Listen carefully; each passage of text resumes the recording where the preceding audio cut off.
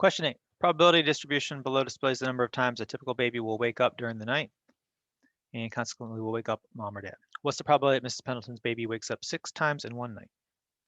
Remember, our probability distributions add to 1.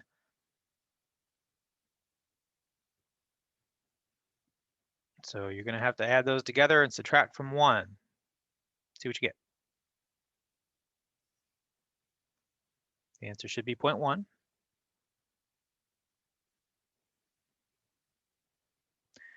B, find the probability that Mrs. Pendleton's baby wakes up at most 2 times.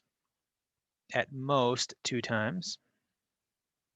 So all those. You're going to want to add those together. This should give you 1/2, 0.5.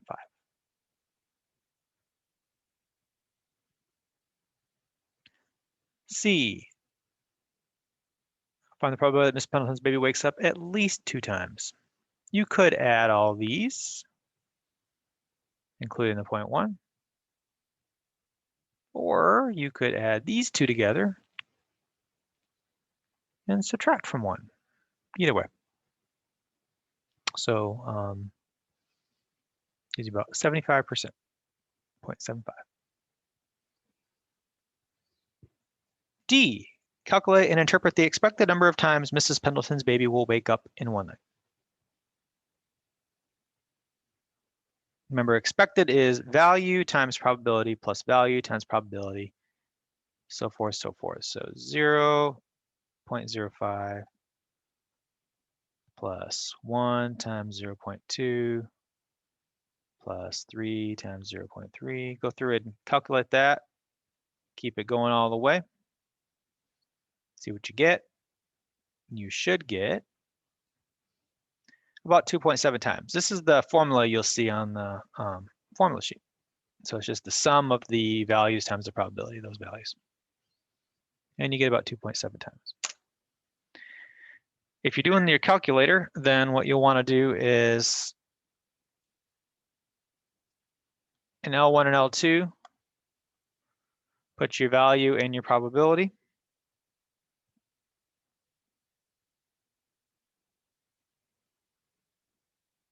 And then you're going to go to stat, calc, one variable stats. Make sure your frequency list, if you have a TA83, do L1, L2.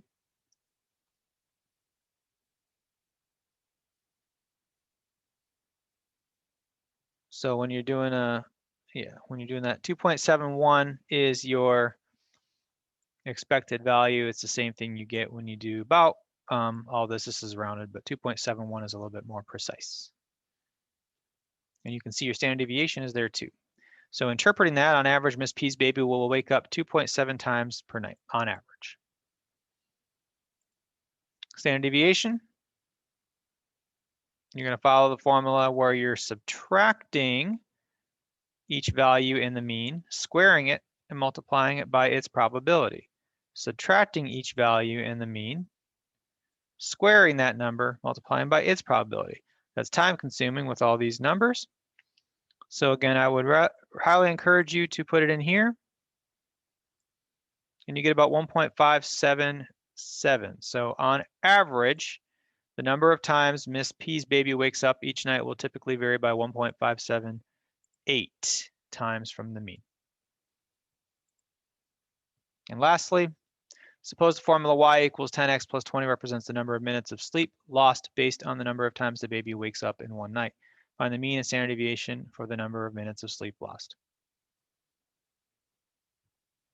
Now here, you multiply the mean by the 10 and you add the 20 to 40 to get 47, but with the standard deviation, you only multiply.